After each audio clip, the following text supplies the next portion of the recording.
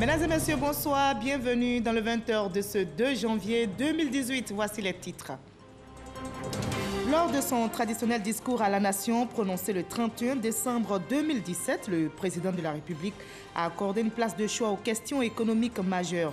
Plusieurs acquis ont été relevés par le chef de l'État qui a par ailleurs annoncé de grands projets pour cette année 2018.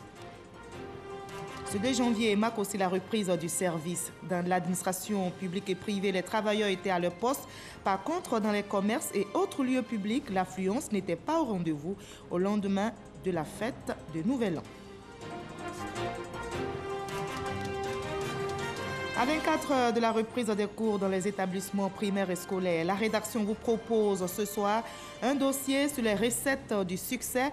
Nous ferons une incursion dans des établissements d'excellence, notamment l'EMPT, l'école militaire préparatoire technique de Bingerville et le lycée Sainte-Marie de Cocody.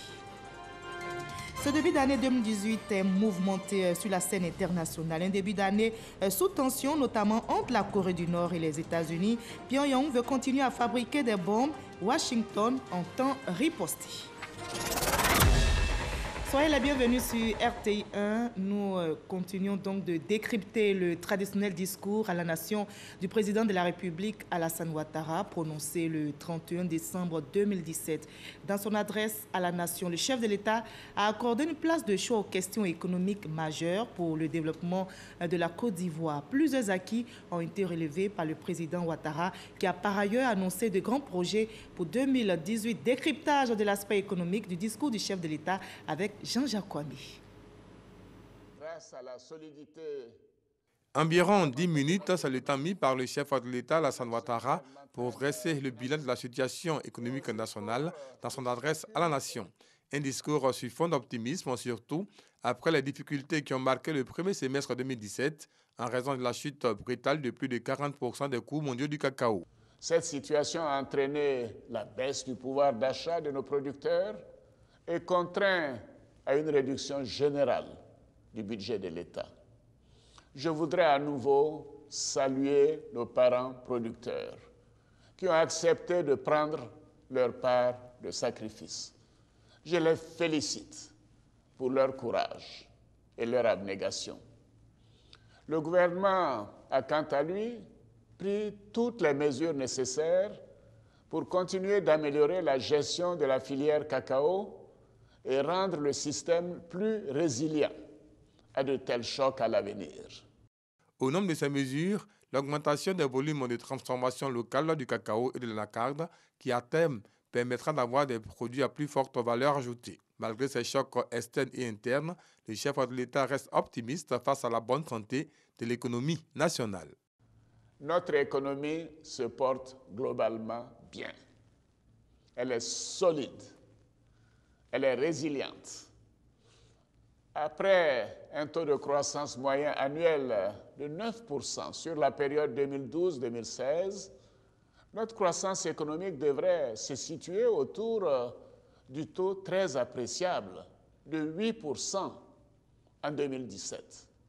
Une performance à travers des actions visant à améliorer l'environnement des affaires, l'accélération des réformes structurelles et sectorielles, notamment dans le cadre des baromètres de référence tels que le Doing Business et le Millennium Challenge Corporation MCC, mais l'acquis le plus significatif en 2017 est l'apurement de la dette intérieure vis-à-vis des petites et moyennes entreprises. Au total, 911 milliards de francs CFA ont été versés à 8 914 fournisseurs et prestataires de l'État. Un grand soulagement pour le secteur privé, acteur incontournable dans le développement économique de la Côte d'Ivoire, mais aussi un signal fort à l'endroit des partenaires économiques et financiers, bilatéraux et multilatéraux, ainsi que des investisseurs internationaux, avec en toile de fond la mise en œuvre de la réforme fiscale à partir de 2018. La mobilisation d'importantes ressources nécessaires au financement des priorités du gouvernement sur les marchés internationaux et régionaux, dans un contexte marqué par les chocs internes et externes, est un autre témoignage de cette confiance de la communauté des investisseurs. Tous ces acquis de 2017 seront renforcés en 2018 à travers plusieurs grands projets, a annoncé le chef de l'État, Alassane Ouattara. 2018 verra le lancement des travaux de construction du 4e pont d'Abidjan, reliant le plateau à Yopougon, ainsi que le démarrage des travaux des autoroutes Abidjan-San Pedro et Thiébissou-Boaké. Afin de résoudre l'épineuse question de la mobilité urbaine à Abidjan, le gouvernement a lancé plusieurs programmes pour accroître et moderniser les moyens de transport, mais aussi pour fluidifier la circulation dans le Grand Abidjan. Ainsi, après la livraison de 500 autobus neufs à la Sotra en 2017, nous poursuivrons nos efforts sur la période 2018-2020 au rythme de 500 nouveaux bus par an. Et en outre, la flotte de 15 bateaux-bus, nouvellement mis en service par 2 opérateurs privés en 2017, sera doublée dès 2018. À cela, il faut ajouter la livraison entre 2021 et 2022 de la première ligne du métro d'Abidjan. Au niveau des transports aériens, l'établissement de vols directs entre Abidjan et les États-Unis dans le courant du premier semestre 2018. En matière d'électricité, l'objectif est de parvenir à une puissance installée de 4000 MW en 2020 pour couvrir les besoins de la Côte d'Ivoire. Des réalisations et projets structurants qui vont permettre de consolider les prévisions du taux de croissance projeté à 8,3% en 2018. Voilà, je vous propose de revenir dans ce 20h sur les derniers échos de la fête de Nouvel An. Nous partons donc pour l'intérieur du pays, précisément à Fès-Késédougou, pour voir comment les populations ont passé les fêtes de fin d'année. Le passage de 2017 à 2018 s'est fait à travers les activités du Tchologo Festival, un rendez-vous culturel initié par le président de l'Assemblée nationale, Guillaume Soro. Le témoignage est signé Kader Sorodougou. Dans la région du Tchologo, la fin d'année rime depuis maintenant 7 ans avec le Tchologo Festival, une plateforme culturelle de retrouvailles et d'échanges en vue de contribuer au développement local. Ainsi, dans les 3 départements, Kong, Ouangolodougou et Fès-Késédougou, des activités sont organisées. Conférences, concours culinaires, sports, carnaval et concerts. Cette année, la tradition a été respectée. Cette année, le thème qui a été retenu, c'est le développement par la culture de la paix, la réconciliation et le pardon. Ce Tchologo Festival, avec sa maturité, est devenu un outil aujourd'hui de développement, de cohésion sociale et un outil véritablement qui nous permet de pérenniser nos acquis en matière économique et culturelle. Pour accueillir la nouvelle année, l'initiateur de ce festival, Guillaume Soro, et la population se sont retrouvés pour un concert. 2 orchestres, le groupe ivoirien Belamundo et le groupe congolais Extra Muzuka pour agrémenter la soirée. À minuit, place aux vœux. Au nom du président de l'Assemblée nationale, je voudrais vous souhaiter une bonne et heureuse année 2018. Que cette nouvelle année vous apporte beaucoup de santé à chacun de vous, beaucoup de bonheur et de joie dans vos familles respectives. À la mémoire de l'ex-commissaire général du Tchologo Festival, Lambert Koulibaly, décédé le 2 janvier 2017, aucun feu d'artifice n'a illuminé le ciel de Fès-Késédougou. Les cœurs étaient surtout en prière. Voilà, nous partons maintenant pour le village de Kakoukro dans le département d'Adiaké.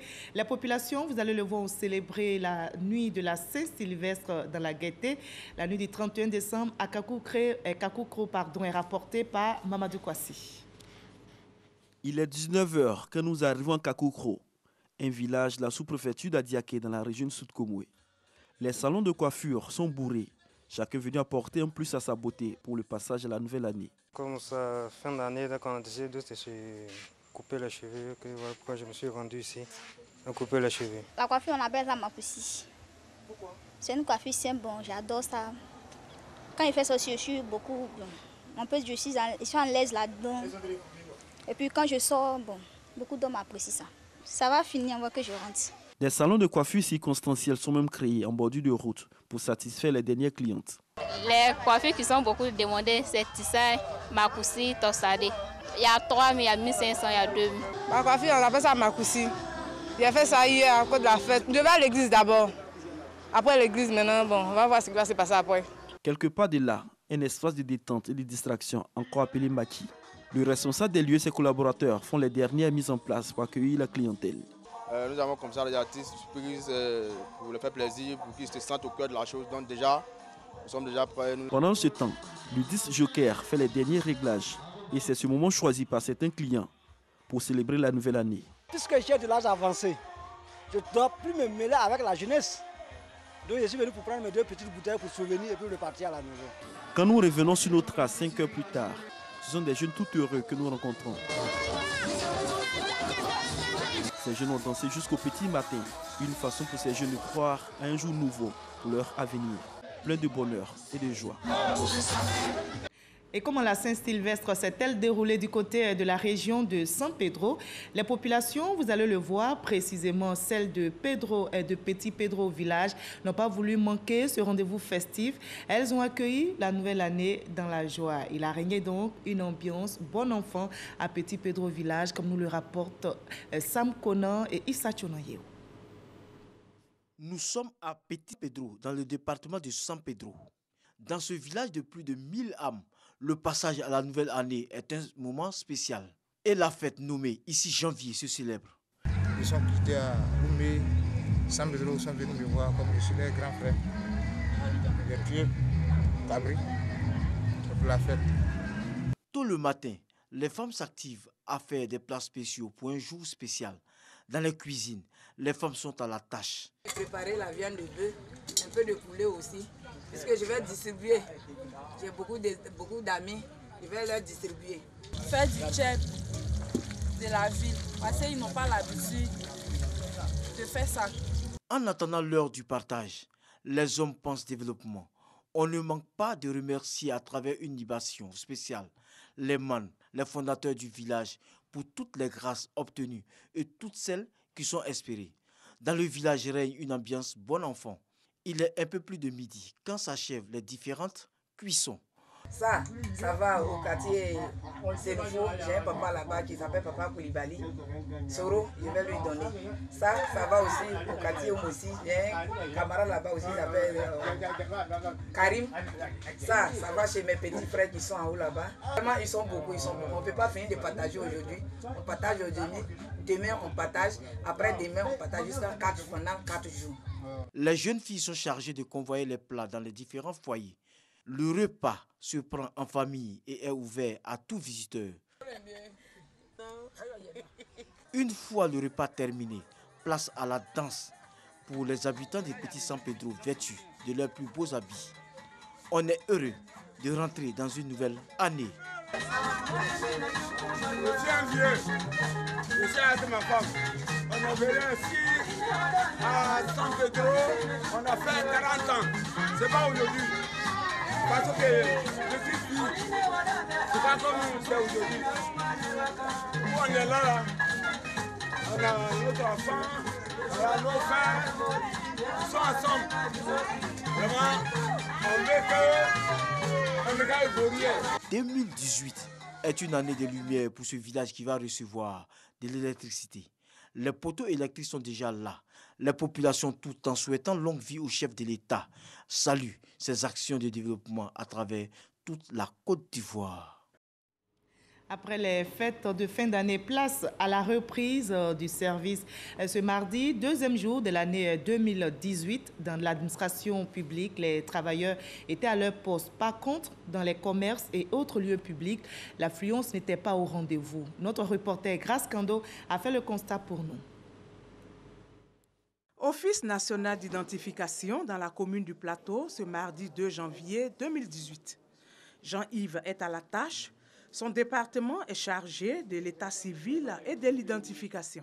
Depuis 7h30, tous les agents sont à leur poste pour recevoir les usagers, soit en demande de carte nationale d'identité et d'attestation d'identité. Pour ce matin, je peux dire que nous avons reçu une cinquantaine de personnes pour les demandes d'enrôlement pour les cartes nationales d'identité et les attestations d'identité.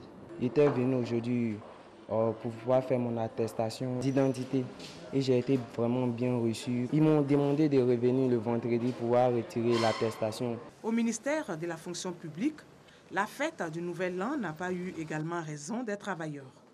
Ils ont répondu présents à l'appel, en témoigne à cette rencontre du directeur de cabinet adjoint avec ses collaborateurs.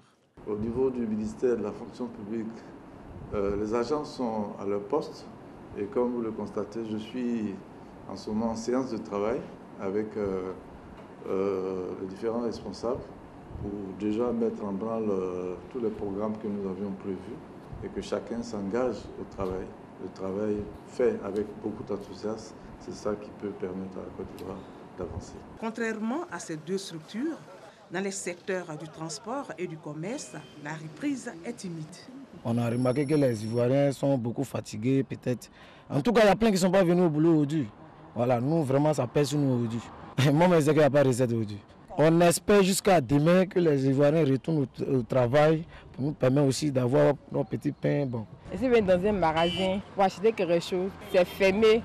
Donc, je ne sais pas comment il va faire. Je vais aller à la maison, mais je suis venu, il y a peu de transport, mais je suis obligé de regarder les autres aussi. Peut-être demain, vont ouvrir, il est venu acheter aussi. Donc. Les embouteillages n'étaient pas au rendez-vous. Habituellement, ce n'est pas évident que je finisse mes courses. Ça m'a permis, en tout cas, en un temps record, de finir mes activités et je rentre comme ça sur Yamoussoukro. Au lendemain du Nouvel An, la reprise dans les différents secteurs d'activité est mitigée. Pendant que d'autres sont au travail, certains sont encore sous l'effet de la fête. Voilà, de façon générale, les activités sont au ralenti dans plusieurs secteurs après ces fêtes de fin d'année. Les maquis et restaurants n'échappent pas à cette réalité. À Cocody, par exemple, vous allez le voir, des tenanciers de maquis et des restaurants ont préféré marquer une pause, une situation qui n'est pas sans conséquence pour la clientèle, comme nous l'explique Issa Chonayeo. Après les fêtes, la reprise des activités. Une reprise pas toujours évidente, comme c'est le cas de cet espace à Cocody où les populations peuvent s'approvisionner en plats dans locaux, d'igname frites ou en plats quali. On a l'habitude de manger ici et nous sommes arrivés le matin, on pensait qu'on allait trouver un plat quali. Malheureusement, on n'a pas trouvé. Idriss Kwame Kra est vendeur d'objets électroniques non loin de là. Une proximité dont il profite quand il est midi, l'heure de prendre le repas. Ce mardi, premier jour de travail après un long week-end de férié, il est obligé de s'accommoder de l'absence de la vendeuse d'Aloko. Les mamans là, ils ne préparent pas aujourd'hui. Je me suis dit non, la fête n'est pas encore finie chez eux. On est obligé de manger gaba. C'est ce qui est là actuellement. Peut-être même là 2 ou 3 jours, c'est gaba on va manger. Habituellement, il y a beaucoup de femmes qui sont dehors, il y a un peu d'attiqué, un peu d'aloko, on trouve un peu de tout. Mais bon, ce matin, on a remarqué qu'elles sont toutes absentes. Donc là, on est venu manger un peu de gaba. N'empêche que moi, j'aime le gaba. Cette difficulté de trouver de quoi à manger à Cocody en ce premier jour de travail de la nouvelle année est un calvaire pour les nombreux travailleurs de cette commune. Marc Conan, en compagnie de ses collègues, à bord d'un véhicule, sillonne la commune pour trouver de quoi se restaurer. Ça cause beaucoup de désagréments, surtout à Cocody, qu'on a pu avoir de la tchéké, mais moi je ne suis pas habitué à la tchéké parce que moi mon foutou il passe très bien. Pour mieux comprendre la situation, nous faisons une incursion au domicile d'une tenancière de maquis. On a travaillé jusqu'à 1 an. Il faut que vraiment on se repose. On s'occupe de notre mari et puis des enfants, les travaux dans la maison. Donc vraiment, je vais me reposer jusqu'à 1 semaine avant de reprendre. Au plateau, la situation est quasi identique. Il y a peu d'affluence dans les espaces gastronomiques et d'autres sont carrément restés fermés. Mais Dame Marie-Madeleine préfère être au service de la population malgré la fatigue. Nous, on a fait l'effort de venir aujourd'hui. Parce qu'on s'est dit que nos clients allaient venir. C'est vraiment important de travailler tous les jours. Satisfaire les clients, c'est aussi le choix de Mme Ndiaye, vendeuse de tchèp à Cocody. Ivoirien avec moi, c'est venir famille. Même si c'est resté à la maison, les gens veulent venir me fatiguer là-bas, veulent dire, le donner tchèp. À cause de ça, je vais sortir dehors. Si fatigué, on me fait comment? Le constat est net. Les tenanciers ou tenancières de restaurants ou autres maquis ont du mal à ouvrir leurs espaces juste après les périodes de fête de fin d'année. L'espace RFK dans la cour de la radiodiffusion télévision ivoirienne RTI à Cocody en est une parfaite illustration. Comme c'est le cas malheureusement de bon nombre d'endroits dans le district d'Abidjan. Et espérons que les élèves ne seront pas confrontés à ce genre de difficultés. Ils s'apprêtent à reprendre le chemin de l'école après les fêtes de fin d'année. La rentrée, je rappelle, est fixée pour le 4 janvier prochain. À moins de 24 heures donc de la reprise des cours, la rédaction vous propose ce soir un dossier sur les recettes du succès. Nous ferons une incursion dans des établissements d'excellence, notamment l'IMPT, l'école militaire préparatoire technique de Bingerville et le lycée Sainte-Marie de Cocody. Comment les élèves inscrits dans ces élèves travaillent-ils? Quelles sont leurs recettes pour figurer parmi les meilleurs? Éléments de réponse avec Christelle Menant, Didier Nguessan et Salima Toudia. Le geste est soucieux et attentionné. Il faut que ça brille, il faut que ça claque. Et même si le ceinturon fait 2 fois le tour de la taille, la discipline militaire s'applique à eux aussi dans toute sa rigueur. Bienvenue à l'école militaire préparatoire technique de Bingerville, EMPT.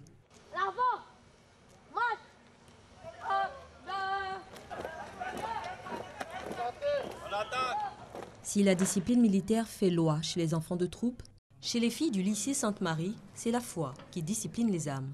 Je vous salue Marie, pleine de grâce. Ici, l'éducation religieuse est au cœur du système d'enseignement depuis 1962. Qu'importe l'appartenance religieuse, le regard spirituel est approfondi. Une des clés de réussite de ce lycée. Les taux de réussite de l'EMPT et du lycée Sainte-Marie sont largement au-dessus de la moyenne nationale. Ces 2 dernières années, ils affichent 100% de réussite au baccalauréat et presque autant au BEPC. Des résultats qui séduisent les parents d'élèves. Mais l'admission est très sélective dans ces établissements. À l'EMPT, 5000 candidats postulent chaque année pour une centaine de places. État-major des armées. Les résultats provisoires du concours sortent ce matin. Les parents sont à l'affût. Les enfants de l'EMPT qui ont été récompensés par le chef de l'État, c'était intéressant, c'était émouvant. Alors, raison de plus pour que nous aussi, nos enfants, puissent y aller et un jour, pourquoi pas, être récompensés ainsi par le chef de l'État. Au lycée Sainte-Marie, plus de 1400 jeunes filles sont inscrites cette année. Bonjour ma grande, tu viens ici? Ça va, tu es nouvelle? Tu n'es pas nouvelle, on rentre ici à quelle heure? Il est quelle heure? Tu es en retard? Tu es en quelle classe cette année? Troisième, tu te dépêches, tu vas retrouver les autres aux avis. Allez, on presse le pas. Et depuis, même rythme et même rigueur. En plus de l'enseignement classique, les jeunes filles apprennent la couture, la cuisine, la natation et une discipline peu commune, environnement. Leçon du jour, initiation à la daba. Mademoiselle, désherbage. Attention, on n'est pas proche d'un camarade, on prend ses distances. Ici, on leur dit, toutes les disciplines se valent. Il n'y a pas à choisir entre la couture et les mathématiques. Autant le professeur de couture est important, autant le professeur de mathématiques est important. Même recette chez les enfants de troupe. Musique et chant complètent la palette d'enseignement dispensée.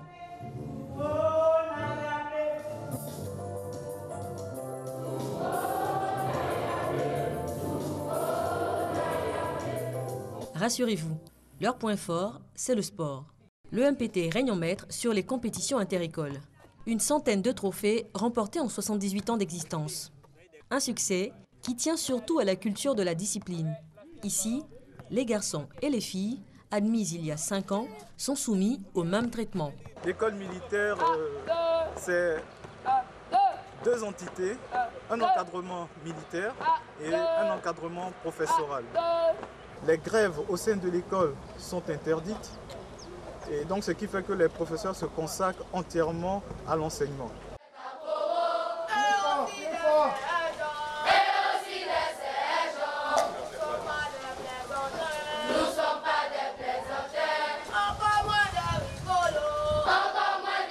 Tous nos élèves sont pensionnaires au sein de l'école. Le soir, à partir de 19h jusqu'à 21h30, ils ont l'étude surveillée qui est encadrée par les militaires. Et le lendemain, dès 7h, ils sont en classe où les professeurs prennent le relais jusqu'à 18h. Un programme réglé comme du papier à musique. Et quand les examens approchent, les journées ne finissent pas. Ce soir, Cédric et ses camarades préparent l'ultime épreuve, le baccalauréat. Pour eux, c'est déjà un acquis. Le défi est ailleurs. Ici, on ne se contente pas seulement d'avoir le bac, on cherche des excellentes mentions, c'est-à-dire avec la mention bien, on se au-delà. Cette nuit, ils réviseront jusqu'à 3 h du matin et ne connaîtront leur sort qu'après 6 semaines. Objectif, mention aussi au lycée Sainte-Marie. C'est le minimum quand on a jusqu'à 19 de moyenne en cours d'année scolaire. Le corps professoral a une grande particularité. Ils sont très consciencieux. Quand ils ont une tâche à exécuter, tant qu'ils ne la terminent pas, ils seront là. Ils sont prêts à travailler jusqu'à des fois 20 h, 22 h. Quand on a des questions, on leur pose et ils nous répondent. Maintenant, même si nos réponses ne sont pas forcément justes, ils nous disent ça, mais sans nous frustrer. On est un peu proche aussi de nos élèves. On leur dit si elles ont des difficultés, que ce soit d'ordre pédagogique ou extra-scolaire, eh bien, elles peuvent nous approcher. 2 mois plus tard, Cédric et ses camarades sont bacheliers. Et c'est le ministre de la Défense d'alors qui vient remettre leur prix. Parmi les primés du jour, Amoakon Grace Emmanuel, en classe de 4e, issue de la toute première promotion de filles de l'EMPT. Grâce à sa moyenne record de 18,73 au premier trimestre, l'EMPT remporte le prix d'excellence 2017 de la meilleure école militaire de Côte d'Ivoire. Qu'elle soit militaire ou religieuse, la discipline est le ciment de l'encadrement dispensé dans ces 2 établissements. Activités socio-éducatives et enseignants véritablement engagés donnent à ces établissements et leurs élèves de demeurer parmi les meilleurs. Voilà, des recettes de succès donc assimilées par tous les élèves de Côte d'Ivoire qui s'apprêtent à reprendre le chemin de l'école, je rappelle, le 4 janvier prochain. Nous prenons à présent la direction de Béquet où les transporteurs se sont retrouvés avec ceux des régions de Lifou et du Hambol pour échanger avec le ministre des Transports. Le ministre Amadou Koné a rassuré tous les transporteurs qui ont évoqué leurs problèmes. Des solutions seront trouvées. Leurs problèmes ont été évoqués, dont l'invasion des motos-taxis. Nous y reviendrons dans nos prochaines éditions. Le 31 décembre en RD Congo a été fortement mouvementé, mais depuis hier, le calme est de retour à Kinshasa après les marches lancées par les catholiques du comité laïque de coordination contre le maintien au pouvoir du président Joseph Kabila. Des manifestations réprimées par la police. Le bilan fait état d'au moins 7 morts. Le secrétaire général de l'ONU, Antonio Guterres, appelle toutes les parties au calme. L'épiscopat congolais a exigé aujourd'hui même l'ouverture d'une enquête sur cette répression qui a entraîné de nombreux morts. Ce début d'année 2018 est mouvementé également sur la scène internationale. Vous allez le voir, un début d'année sous tension, notamment entre la Corée du Nord et les États-Unis. Pyongyang veut continuer à fabriquer des bombes. Washington attend riposter. Le président américain Donald Trump s'engage à détruire totalement la Corée du Nord en cas d'attaque de Pyongyang. On fait le tour du monde avec Alexis Ouedraogo. Une année qui démarre avec la sortie explosive du dirigeant nord-coréen Kim Jong-un. Il a appelé lundi la Corée du Nord à produire en masse des têtes nucléaires et autres missiles balistiques. Toute l'année 2017, le président nord-coréen a supervisé les essais de plusieurs missiles balistiques, assurant que son pays était désormais capable de frapper les États-Unis. De son côté, le président américain Donald Trump multiplie ripostes et menaces. Il s'est engagé à la tribune des Nations Unies à détruire totalement la Corée du Nord en cas d'attaque lancée par Pyongyang. Un peu plus loin au Pakistan, c'est l'ambassadeur américain à Islamabad qui a été convoqué suite à un tweet de Donald Trump. Les États-Unis ont bêtement donné 33 milliards de dollars d'aide au Pakistan ces 15 dernières années et ils ne nous ont rien donné en retour, si ce n'est des mensonges et de la duplicité, prenant nos dirigeants pour des idiots. Allié des États-Unis depuis la guerre froide, le pays dément les accusations américaines et reproche à Washington d'ignorer les milliers de Pakistanais tués dans la lutte contre le terrorisme. Autre sortie notable en ce début d'année, celle de la mobilisation de 300 actrices, sénatrices, metteuses en scène et autres personnalités du cinéma. Ils ont lancé un projet destiné à permettre de lutter concrètement contre le harcèlement sexuel, aussi bien à Hollywood que dans d'autres métiers partout aux États-Unis. Le projet, Time is Up, c'est fini, disposera notamment d'un fonds destiné à financer un soutien légal pour les femmes et hommes victimes de harcèlement sexuel au travail. 2018, c'est aussi la foi et l'espérance.